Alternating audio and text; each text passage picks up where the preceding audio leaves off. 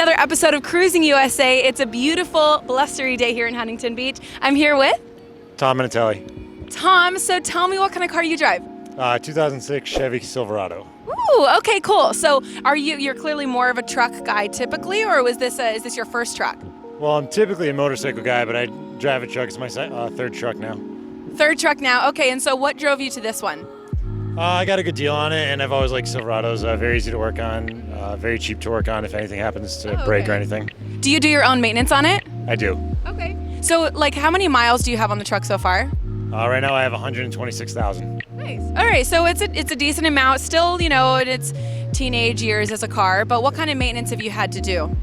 Outside of tires, just standard oil. I had to do a steering intercooler on it, power steering intercooler, and other than that, nothing. Nice, okay.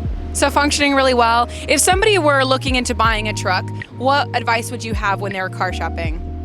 Just make sure if you're looking at a used truck, make sure you look at the rocker panels and the cab corners. They tend to rot out a lot faster, which I have rust issues with it, but it's not a mechanical or bad issue. So if I were looking at one and I was having some issues in those areas, is it still worth it to purchase the truck and just have it worked on, or is it like just stay away from that?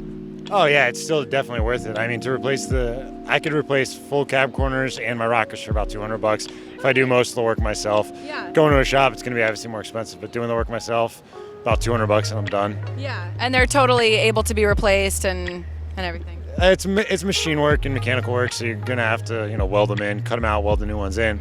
But it's nothing someone can't do in their own garage. Yeah, cool. But so let's talk about the pros of it. What's your very favorite thing about it? My truck or doing the work? Your truck.